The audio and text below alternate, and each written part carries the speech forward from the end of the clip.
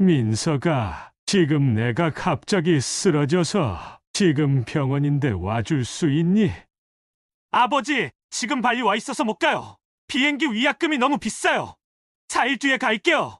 아빠, 저도 방금 오빠한테 들었는데 의식은 있으시다면서요? 그럼 괜찮으신 거죠? 저희 여행 끝나고 갈게요. 응, 그래, 끊는다. 휴, 내가 애들을 잘못 키웠나 보구나. 안녕하세요. 저는 올해 64세 박상훈입니다. 오늘 제가 들려드릴 이야기는 제가 뇌졸중으로 쓰러져 응급실에 실려갔을 때 해외여행을 떠난 자식들에 관한 이야기입니다. 추운 겨울날 아침, 저는 갑자기 쓰러졌습니다. 의사 선생님 말씀으로는 조금만 늦었어도 큰일 날 뻔했다고 합니다. 하지만 제 자식들은 발리에서 보내는 휴가가 더 중요했나 봅니다. 아, 지금 저희가 발리에 와 있어서요. 위약금도 있고 일찍 돌아가는 항공편도 없네요. 나중에 가도 되죠? 그 말을 들었을 때의 심정을 어떻게 표현해야 할지 모르겠습니다. 제가 이 이야기를 들려드리는 이유는 혹시 비슷한 일을 겪고 계신 부모님들에게 작은 위로가 되길 바라는 마음에서입니다. 구독과 좋아요, 알림 설정까지 눌러주시면 앞으로도 좋은 사연으로 찾아뵙도록 하겠습니다. 저는 30년 넘게 중식당을 운영해왔습니다. 이제는 동네에서 제법 유명한 중국집이 되었지만 처음부터 잘 된 것은 아니었습니다. 아내와 함께 시작했던 작은 가게가 여기까지 오는 데는 정말 많은 시간과 노력이 필요했습니다. 10년 전 아내를 하늘나라로 보내고 나서 저는 이 가게를 제 아들에게 물려주고 가르쳐주고 싶었지만 아들은 자기 사업을 하고 싶다며 저에게 지원을 받아 사업을 했습니다. 그래서 저는 직원을 따로 뽑았는데 그 직원이 바로 준호입니다. 사장님, 중식 요리를 배우고 싶습니다. 어떤 일이든 성실하게 하겠습니다. 10년 전 22살의 청년 준호가 찾아왔을 때만 해도 이렇게 될 줄은 몰랐습니다. 부모님을 일찍 여의고 친척집을 전전하며 자랐다는 그의 사연에 제 아이들이 투영이 되어 마음이 쓰여 일단 써보기로 했는데 그 결정이 제 인생을 바꾸게 될 줄은 꿈에도 몰랐습니다. 이제 그는 32살의 성인이 되어 우리 중식당의 핵심이 되었습니다. 준호는 첫날부터 놀라운 성실함을 보여주었습니다. 새벽 5시 오픈 시간보다 30분 일찍 와서 주방을 깨끗이 청소했고 손님들에게도 항상 친절했습니다. 특히 요리에 대한 그의 열정은 대단했습니다. 퇴근 후에도 늦게까지 남아 새로운 요리를 연구하고 레시피를 개발했습니다. 선생님이 제게는 스승이자 아버지 같은 분이십니다. 이 은혜 평생 잊지 않겠습니다. 가게가 어려울 때도 준호는 한 번도 월급을 더 달라고 하지 않았습니다. 오히려 자신의 월급을 자진해서 깎아달라고 할 정도였습니다. 그의 이런 진심 어린 마음이 있었기에 우리 가게는 지금의 자리까지 올 수 있었습니다. 그렇게 10년이 흘렀고 우리 가게는 동네에서 가장 잘 되는 중식당이 되었습니다. 아들 민석이와 딸 수연이는 각자의 삶을 살고 있었고 명절에나 한 번씩 얼굴을 비추는 정도였습니다.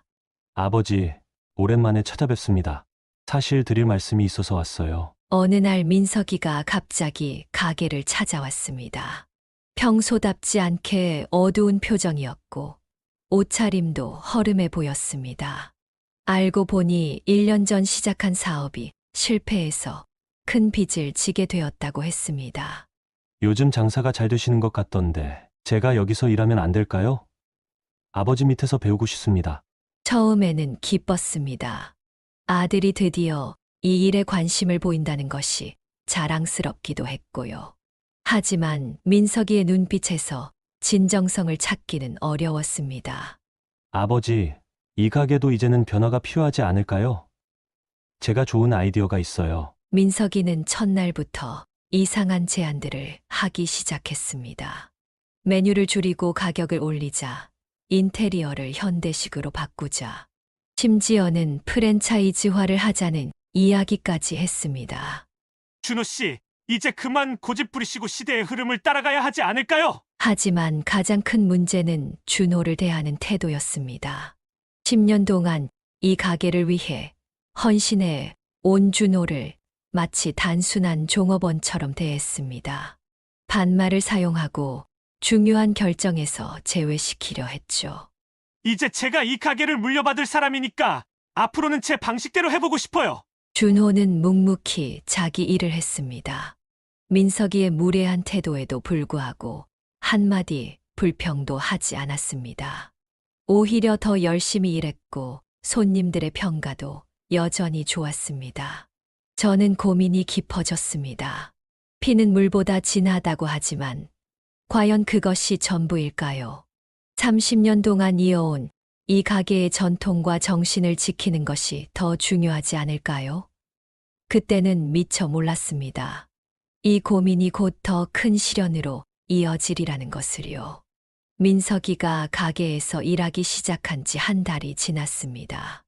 매일같이 프랜차이즈 전환을 이야기하던 아들은 이제 더욱 적극적으로 저를 압박하기 시작했습니다. 아버지, 이 자료 좀 보세요. 이 프랜차이즈에서 제안이 들어왔어요. 가맹점으로 전환하면 매출이 3배는 뛸 거래요. 아들이 내민 자료에는 화려한 인테리어와 현대적인 시스템이 담긴 사진들이 가득했습니다. 마치 제가 30년간 지켜온 가게가 구시대의 유물처럼 느껴지게 만드는 자료였습니다. 지금 우리 가게는 너무 올드하잖아요. 젊은 손님들은 점점 줄어들고 이러다가 경쟁에서 밀릴 수도 있어요. 그때 준호가 조심스레 다가왔습니다.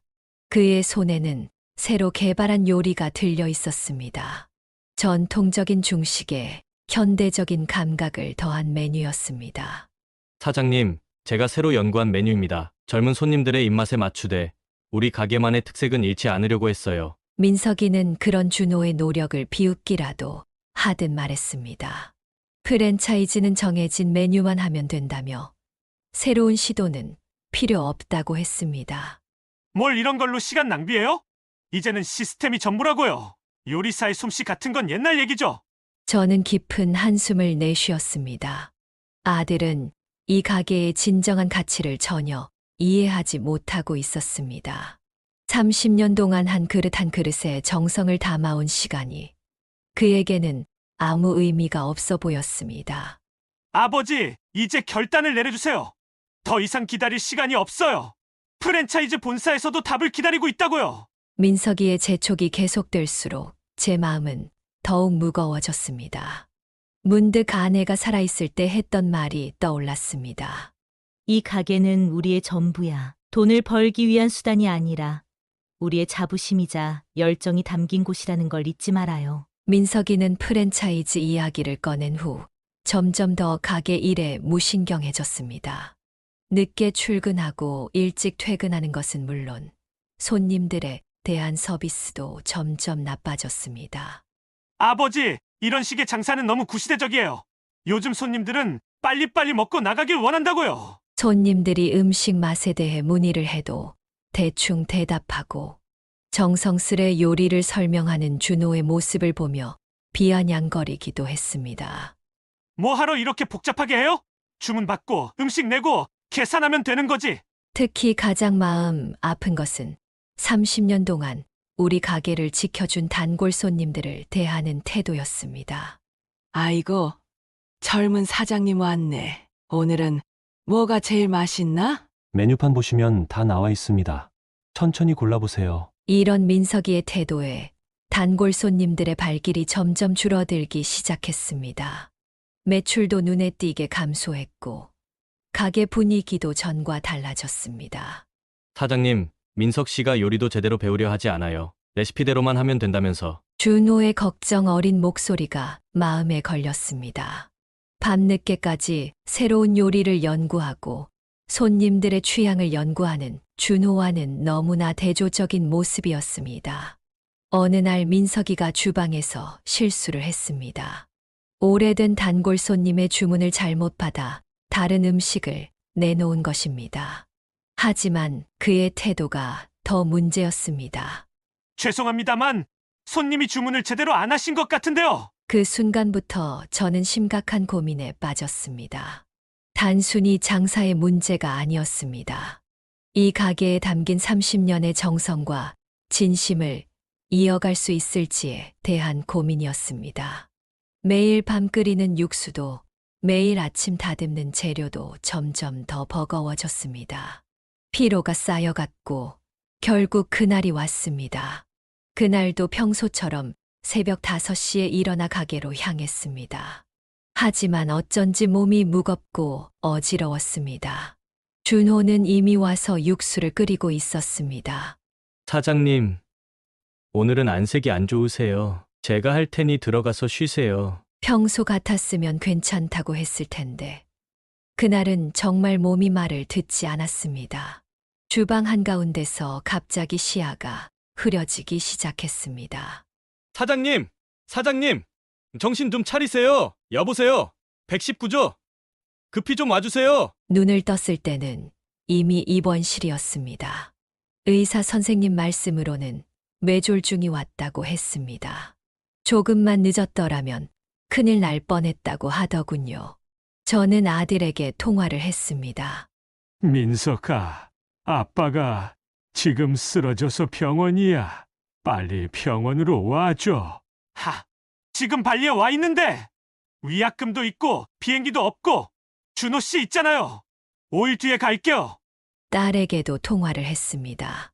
현재 제주도에 있다고 했고 민석과 똑같은 이유를 대며 며칠 뒤에 온다고 하더군요. 그 말을 듣는 순간 제 심장이 더 아파왔습니다. 몸의 통증보다 더 큰 아픔이 가슴을 후벼 팠습니다.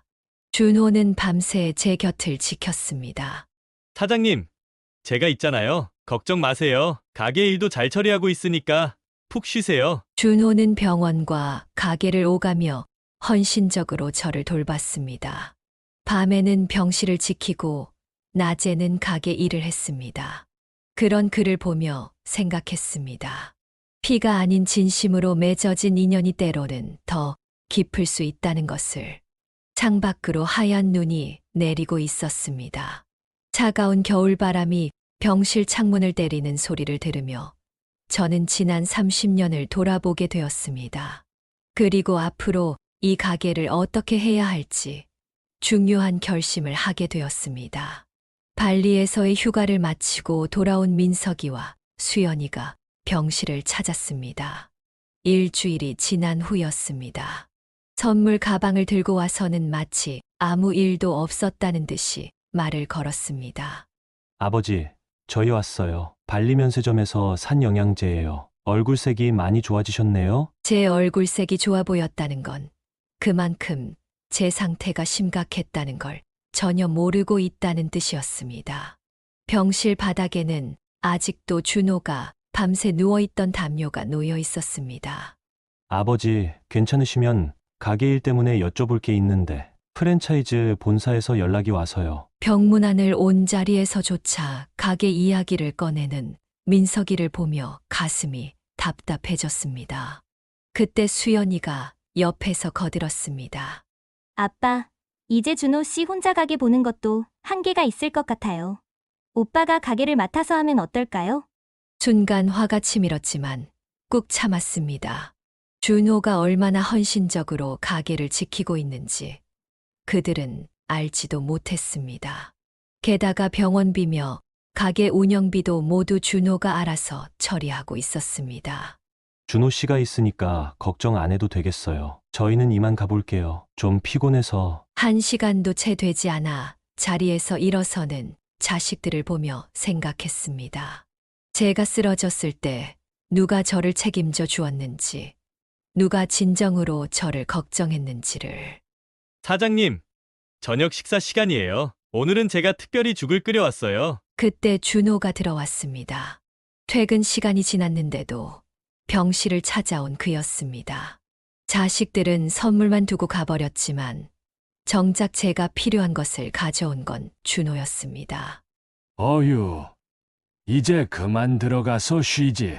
가게는 어떻게 하고? 괜찮습니다. 직원들도 잘 따라주고 있고 단골 손님들도 사장님 걱정하시면서 매일 안부 물어보세요. 창밖으로 저녁 노을이 물들어갔습니다. 그 붉은 노을을 보며 저는 다시 한번 생각에 잠겼습니다. 이제는 정말 결단을 내려야 할 때가 온 것 같았습니다. 준호의 헌신적인 간호는 계속되었습니다. 낮에는 가게를 운영하고 밤에는 병실을 지켰습니다. 의사 선생님도 그의 정성 덕분에 제가 빠르게 회복되고 있다고 말씀하셨습니다. 사장님, 오늘은 재활운동하는 날이에요. 제가 모시고 가드릴게요. 아니야. 넌 가게 일도 있을 텐데. 걱정 마세요. 점심시간 전이라 한가해요. 직원들도 잘 알아서 하고 있어요. 사장님 건강이 더 중요하죠. 재활 치료를 받으면서도 준호는 계속해서 가게 소식을 전해 주었습니다. 단골 손님들이 매일 안부를 물어보고 빨리 돌아오시라고 기다린다는 이야기를 들려주었습니다. 어제는 박 여사님이 오셔서 사장님 건강 걱정하시면서 울먹이셨어요. 30년 단골이신데 사장님 음식이 아니면 안 된다고 하시네요. 반면 민석이와 수연이는 일주일에 한 번 정도 얼굴을 비추는 것이 전부였습니다. 그마저도 병문안이라기보다는 가게 일을 의논하자는 게 주된 목적이었습니다. 아버지, 이제 건강도 안 좋으신데 가게 일은 저희가 맡아서 할게요. 아버지는 푹 쉬세요. 매일 밤 잠들기 전 저는 아내의 사진을 보며 생각했습니다. 우리가 함께 시작했던 이 가게를 과연 누구에게 물려주어야 할지, 피로 이어진 자식이 아닌 진심으로 이어진 인연을 선택해도 되는 것인지. 사장님, 오늘은 제가 특별히 만든 보양식 가져왔어요. 예전에 사장님이 가르쳐주신 레시피에 제가 조금 더 연구를 더했습니다. 준호가 가져온 음식을 먹으며 문득 30년 전 이 가게를 처음 시작했을 때가 생각났습니다. 그때의 제 모습이 지금의 준호와 너무나도 닮아 있었습니다. 한 그릇의 음식에 온 정성을 다하고 손님 한 분 한 분을 가족처럼 대하는 그 마음가짐이 밤이 깊어가도 준호는 병실을 지켰습니다. 그의 헌신적인 모습을 보며 저는 점점 더 확신이 들기 시작했습니다. 이제는 정말 결정을 해야 할 때가 온 것 같았습니다. 퇴원을 일주일 앞둔 어느 날, 민석이와 수연이가 또다시 병문안을 왔습니다. 이번에도 역시 가게 이야기를 꺼내기 위해서였습니다. 아버지, 이제 퇴원하시면 좀 쉬셔야 할 것 같아요. 가게는 제가 맡아서 할 테니까 걱정 마세요. 민석이의 말에 수연이도 거들었습니다. 준호가 잠시 자리를 비운 사이였습니다.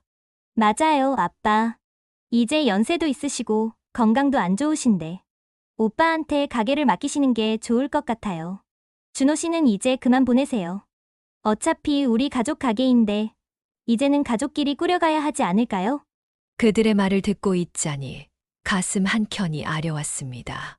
30년 동안 이 가게를 위해 헌신해온 준호를 그들은 그저 일시적인 직원으로만 생각하고 있었던 것입니다. 아버지, 이제 결정해 주세요. 퇴원하시면 바로 가게 운영권을 이전해야 할 것 같아서요. 자식들의 태도는 냉정했습니다. 제가 쓰러졌을 때의 일은 까맣게 잊은 듯했고 오직 가게를 물려받는 것에만 관심이 있어 보였습니다. 솔직히 준호 씨가 너무 나서는 것 같아요. 아버지 병원비도 자기가 내고 가게도 자기 마음대로 하고 뭔가 속셈이 있는 건 아닐까요? 수연이의 말에 저는 순간 숨이 막혔습니다. 자식들은 자신들이 해야 할 일을 하지 않았으면서 오히려 그것을 준호를 의심하는 근거로 삼고 있었던 것입니다. 아버지, 우리가 효도 제대로 못 해드려서 죄송해요. 이제부터라도 잘 모시고 가게도 열심히 하겠습니다. 그들의 말이 진심인지 아닌지는 중요하지 않았습니다. 이미 제 마음은 정해져 있었기 때문입니다. 10년 동안 한결같이 이 가게를 지켜온 준호, 제가 쓰러졌을 때 밤낮으로 간호해준 준호, 이제는 그에게 진정한 보답을 해야 할 때였습니다. 나도 할 말이 있다. 내일 저녁에 다들 가게로 모여라. 드디어 퇴원하는 날이 되었습니다. 준호는 아침 일찍부터 와서 퇴원 수속을 도와주었고 집으로 모시고 가겠다고 했습니다. 하지만 저는 바로 가게로 가자고 했습니다. 사장님, 오늘은 좀 쉬시는 게 어떨까요? 의사 선생님도 당분간 무리하지 말라고 하셨잖아요. 제 고집을 알고 있던 준호였지만 그래도 걱정되는 마음에 한마디 했습니다. 하지만 이미 제 결심은 확고했습니다. 괜찮아. 내가 말했잖아. 오늘 저녁에 다들 모이기로 했으니까. 가게에 도착하자 익숙한 냄새가 코끝을 스쳤습니다. 10년 동안 준호가 지켜온 이 가게는 제가 쓰러진 후에도 변함없이 그 자리를 지키고 있었습니다. 아버지, 저희가 먼저 와서 기다리고 있었어요. 무슨 말씀을 하실 건가요? 민석이와 수연이는 이미 와서 기다리고 있었습니다. 그들의 눈빛에는 기대감이 가득했습니다. 분명 가게를 물려받을 이야기를 할 거라 생각했나 봅니다. 다들 앉아라. 오늘 중요한 얘기가 있다. 저는 천천히 자리에 앉았습니다. 준호도 물러서려 했지만 제가 같이 앉으라고 했습니다. 이제는 더 이상 피할 수 없는 순간이 왔다는 것을 알았기 때문입니다. 이 가게의 미래에 대해서 심각하게 고민했다. 내가 쓰러졌을 때 누가 진정으로 이 가게를 걱정했는지. 자식들의 표정이 굳어지기 시작했습니다. 아마도 제 말의 방향이 그들의 예상과 다르다는 것을 눈치챘나 봅니다. 아버지, 그때는 정말 급한 일이 있어서 저희도 많이 반성하고 있어요. 순간 가게 안에 무거운 침묵이 내려앉았습니다. 창밖으로는 저녁 노을이 지고 있었고 손님들이 하나둘 들어오기 시작했습니다. 이제 저는 제 인생에서 가장 중요한 결정을 내려야 했습니다. 마지막으로 한 번 더 깊은 숨을 내쉰 뒤 저는 입을 열었습니다. 30년 동안 이어온 이 가게의 운명이 달린 순간이었습니다. 준호야, 내가 이 가게를 맡아줬으면 좋겠다. 순간 가게 안이 얼어붙은 듯 했습니다. 민석이와 수연이의 눈이 휘둥그레졌고 준호는 당황한 기색이 역력했습니다. 아버지, 이게 무슨 말씀이세요? 저희가 있는데 왜 준호 씨에게? 저는 그럴 자격이 없습니다. 자제분들이 계신데. 민석이가 자리에서 벌떡 일어났습니다. 수연이도 눈물을 글썽이며 제 손을 잡았습니다. 하지만 제 결심은 이미 굳건했습니다. 이 가게는 단순한 장사를 하는 곳이 아니야. 30년 동안 내가 한 그릇 한 그릇에 정성을 담아온 내 인생이 고스란히 담긴 곳이지. 잠시 숨을 고르고 이야기를 이어갔습니다. 준호는 여전히 고개를 숙인 채 아무 말도 하지 못했습니다. 내가 쓰러졌을 때 누가 이 가게를 지켰는지 너희도 잘 알고 있을 거다. 돈을 버는 게 다가 아니야. 진정성을 가지고 음식을 대하는 마음. 그게 가장 중요한 거야. 자식들의 얼굴이 하얗게 변했습니다. 그동안 자신들이 보여준 모습들이 주마등처럼 스쳐 지나가는 듯 했습니다. 아버지, 저희에게도 기회를 주세요. 이제는 정말 열심히 하겠습니다. 준호 씨에게 배워서라도. 하지만 이미 늦었습니다. 자식이라는 이유만으로 이 가게를 물려줄 수는 없었습니다. 이 가게에는 제 인생의 모든 것이 담겨 있기 때문입니다. 준호야, 내가 이 가게의 진정한 가치를 알고 지켜줄 거라 믿는다. 창밖으로 저녁 노을이 붉게 물들어가고 있었습니다. 마치 30년 전 아내와 함께 이 가게를 시작하던 그날의 저녁 노을과 똑같았습니다. 자식들의 반발은 예상했던 것보다 더 거셌습니다. 특히 민석이는 자리에서 벌떡 일어나 격앙된 목소리로 외쳤습니다. 아버지, 이럴 순 없어요. 우리가 아버지의 자식이에요. 어떻게 피 한 방울 섞이지 않은 남에게 가게를 주실 수 있나요? 수연이도 눈물을 흘리며 제 팔을 잡았습니다.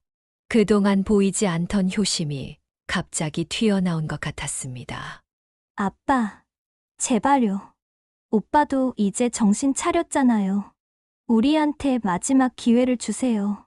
준호는 여전히 고개를 숙인 채 아무 말도 하지 못했습니다. 그의 어깨가 미세하게 떨리는 것이 보였습니다. 사장님, 저는 정말 이런 자격이 없습니다. 차라리 자제분들과 함께 그때였습니다. 민석이가 갑자기 준호에게 달려들어 옷깃을 잡았습니다. 그의 눈에는 분노와 배신감이 가득했습니다. 당신이 이럴 줄 알았어요. 아버지 마음을 훔쳐서 가게를 가로채려고 했던 거죠? 순간 제 목소리가 날카로워졌습니다. 더 이상은 참을 수 없었습니다. 그만해. 내가 뭘 안다고 그런 말을 하는 거냐? 준호가 이 가게를 위해 바친 10년의 시간을 넌 이해할 수 있겠니? 가게 안에 무거운 정적이 흘렀습니다. 민석이는 준호의 옷깃을 놓았지만 여전히 분한 마음을 감추지 못하는 듯 했습니다. 아버지, 그래도 저희는 가족이잖아요. 피는 물보다 진하다고. 제 마음은 이미 확고했습니다. 피보다 더 진한 것이 있다는 걸 이제는 그들도 알아야 할 때였습니다. 자식들의 격앙된 반응을 지켜보면서 저는 오히려 더욱 차분해졌습니다. 이제는 제 결심을 분명히 해야 할 때였습니다. 너희들에게 마지막으로 묻고 싶구나. 이 가게의 육수는 몇 시간을 끓여야 하는지, 우리 단골 손님들의 이름은 몇 명이나 아는지. 민석이와 수연이는 대답하지 못했습니다. 당연합니다. 그들은 한 번도 이 가게를 진심으로 생각해 본 적이 없었으니까요. 10년 동안 준호는 단 하루도 빠지지 않고 새벽 5시에 육수를 끓였다. 우리 가게를 찾는 손님 한 분 한 분의 취향을 기억하고 음식 알레르기까지 챙겼지. 아이들의 얼굴이 붉어졌습니다. 그제서야 그들은 자신들이 얼마나 무책임했는지 깨닫는 듯 했습니다. 아버지, 저희도 이제부터 배우면 되잖아요. 시간을 주세요. 하지만 이미 늦었습니다. 가게를 물려준다는 건 단순히 권리를 넘기는 게 아닙니다. 30년의 세월, 우리 가게의 역사, 손님들과의 신뢰, 이 모든 것을 책임질 수 있는 사람이어야 합니다. 지난 10년간 준호가 보여준 진심은 피로 이어진 관계로도 만들 수 없는 거였다. 제 말이 끝나자 가게 안은 깊은 침묵에 빠졌습니다. 민석이는 고개를 숙였고 수연이는 흐느끼고 있었습니다. 그리고 하나 더 말해둘 게 있다. 이 집도 준호에게 주기로 했다. 이 말에 자식들은 충격을 받은 듯 했습니다. 하지만 이것도 제가 오랫동안 고민한 끝에 내린 결정이었습니다. 병원에 입원해 있는 동안 많은 생각을 했습니다. 재산이라는 것이 꼭 자식에게만 가야 하는 건 아니라고요. 사장님, 저는 그렇게까지 준호의 눈에도 눈물이 고였습니다. 그의 떨리는 어깨를 보며 저는 확신할 수 있었습니다. 제가 내린 결정이 옳았다는 것을 말입니다. 제가 내린 결정이 있고 나서 6개월이 지났습니다. 자식들은 그동안 한 번도 찾아오지 않았습니다. 그러던 어느 날 민석이가 혼자 가게를 찾아왔습니다. 아버지, 이제야 제가 얼마나 부끄러운 아들이었는지 알겠어요. 민석이의 얼굴은 많이 수척해져 있었습니다. 평소의 기세등등한 모습은 온데간데 없었습니다. 그저 반성하는 아들의 모습만이 있었습니다. 저는 이 가게를 그저 재산으로만 봤어요. 아버지의 30년 인생이 고스란히 담긴 곳이란 걸 이제야 깨달았습니다. 쓰러졌을 때 병원을 찾지 않은 것도, 그동안 가게 일을 돕지 않은 것도 모두 진심으로 사과했습니다. 수연이도 며칠 뒤에 찾아와 비슷한 말을 했습니다. 아빠, 준호 오빠가 10년 동안 보여준 진심을 우리는 평생을 살아도 따라갈 수 없을 것 같아요. 자식들의 뒤늦은 깨달음을 보며 마음 한켠이 아려왔습니다. 하지만 동시에 안도감도 들었습니다. 그들이 진정으로 무엇이 중요한지를 깨달은 것 같았기 때문입니다. 아버지, 이제부터라도 준호 형처럼 진심을 다해 살고 싶어요. 제가 늦게나마 깨달은 것처럼. 그렇게 우리 가족의 관계는 조금씩 회복되어 갔습니다.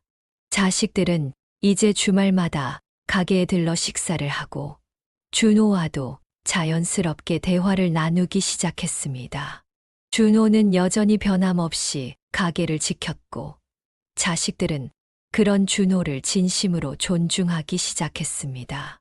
피보다 진한 것이 있다는 걸 이제는 그들도 이해한 것 같았습니다. 사장님, 오늘은 민석 씨가 일찍 와서 육수 끓이는 걸 배우고 싶다고 하더라고요. 이제 저는 매일 아침 가게에 나와 준호와 민석이가 함께 일하는 모습을 보며 미소 짓습니다. 늦게나마 모두가 제자리를 찾아간 것 같아 마음이 편안해졌습니다. 1년이라는 시간이 흘렀습니다. 준호는 가게의 대표가 되어 더욱 열심히 일했고 민석이와 수연이도 자주 가게를 찾았습니다. 특히 민석이는 주말마다 와서 요리를 배웠습니다. 아버지, 이제 알겠어요. 준호 형이 왜 그렇게 새벽부터 나와서 육수를 끓였는지. 어느 날 민석이가 처음으로 직접 만든 요리를 제게 보여주었습니다. 전처럼 서툴지만 그의 눈빛만큼은 진심이 담겨 있었습니다. 아빠, 요즘 우리 오빠가 많이 달라졌어요. 집에서도 요리 연습을 한다고 하더라고요. 수연이도 이제는 달라졌습니다. 전에는 찾지도 않던 가게에 이제는 친구들을 데리고 와서 자랑을 합니다. 이모, 우리 가게 자장면이 최고죠?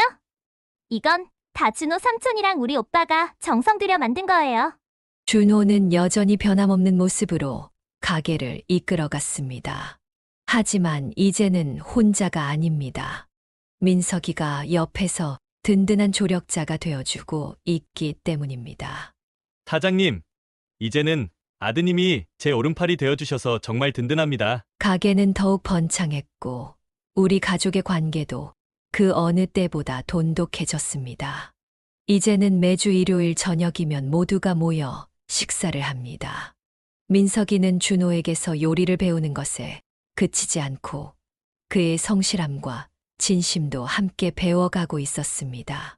수연이도 주말이면 가게 일을 돕겠다고 나섭니다. 아버지, 우리가 진정한 가족의 의미를 이제야 알게 된 것 같아요. 창밖으로 노을이 지고 있습니다. 30년 전 아내와 함께 이 가게를 시작했을 때처럼 따뜻한 기운이 가득합니다. 이제는 제 선택이 옳았다는 것을 확신할 수 있습니다. 한 그릇의 음식에 정성을 다하는 것처럼 사람과 사람 사이의 관계도 진심이 가장 중요하다는 것을 우리 가족 모두가 깨달은 것 같습니다. 또다시 1년이 흘렀습니다. 민석이는 준호에게서 2년간 진지하게 요리를 배운 끝에 드디어 자신만의 가게를 열기로 결심했습니다. 아버지, 저 이제 다른 지역에서 제 가게를 열어보려고 해요. 2년 동안 준호 형에게 배운 것을 바탕으로. 민석이가 선택한 곳은 우리 가게에서 1시간 거리의 신도시였습니다. 새로 개발된 지역이라 젊은 사람들이 많이 모여들고 있었습니다. 걱정 마세요. 이번에는 실수하지 않을 거예요. 준호 형이 가르쳐준 대로 한 그릇 한 그릇에 정성을 다하면서. 민석이의 가게 오픈 날, 우리 모두는 그곳에 가서 축하해 주었습니다. 준호도 일찍 문을 닫고 함께 갔습니다. 형, 우리 가게 이름을 상운반점이라고 지었어요. 아버지 이름을 따서. 민석이의 가게는 우리의 기대 이상으로 잘 되었습니다. 새로운 동네였지만 하나둘씩 단골 손님이 생기기 시작했고 입소문이 퍼져나갔습니다. 특히 민석이만의 새로운 메뉴도 개발했습니다. 준호에게 배운 기본을 바탕으로 젊은 손님들의 입맛에 맞는 새로운 요리를 만들어낸 것입니다. 매달 한 번씩 준호는 민석이의 가게에 가서 조언을 해주었고 민석이는 그것을 겸허히 받아들였습니다. 이제는 더 이상 경쟁자가 아닌 진정한 스승과 제자가 된 것입니다. 아버지, 이제야 제가 진정한 요리인의 길을 걷고 있는 것 같아요. 가끔 저는 두 가게를 오가며 지켜봅니다. 준호의 가게에는 30년 전통의 맛이, 민석이의 가게에는 새로운 도전이 있습니다. 각자의 색깔로 자신만의 길을 걸어가는 모습이 자랑스럽습니다. 이제 저는 깨달았습니다. 제가 한 선택이 결국 모두를 행복하게 만들었다는 것을. 피는 물보다 진하다지만 때로는 진심 어린 관계가 피보다 더 진할 수 있다는 것을 말입니다. 매주 일요일 저녁이면 우리는 여전히 다 같이 모입니다. 이제는 더 이상 가게의 주인이 누구냐가 중요하지 않습니다. 우리는 모두 진정한 가족이 되었기 때문입니다. 여러분, 제 이야기는 여기서 끝이 납니다. 사람들은 흔히 피는 물보다 진하다고 합니다. 하지만 저는 이제 압니다. 진정한 가족의 의미는 피보다도 돈보다도 더 깊은 곳에 있다는 것을. 준호는 피 한 방울 섞이지 않은 남이었지만 10년이라는 시간 동안 한결같은 진심을 보여주었습니다. 제가 쓰러졌을 때도 묵묵히 곁을 지켜준 그의 마음이야말로 진정한 가족의 모습이었습니다. 그리고 제 자식들도 이제는 알게 되었습니다. 가족이란 그저 주어지는 것이 아니라 서로를 위해 노력하고 이해하면서 만들어가는 것이라는 사실을. 여러분의 곁에도 이런 진심 어린 인연이 있을지 모릅니다. 피보다 진한 그 마음을 부디 놓치지 않으시기를 바랍니다. 긴 이야기 들어주셔서 감사합니다. 모든 분들의 가정에 행복과 사랑이 가득하시길 기원하겠습니다. 지금까지 인생의 후반부를 이야기하다 지혜사연이었습니다. 상우님의 이야기가 인상 깊으셨다면 구독과 좋아요, 그리고 알림 설정, 댓글까지 부탁드립니다. 앞으로도 좋은 이야기로 찾아뵙겠습니다.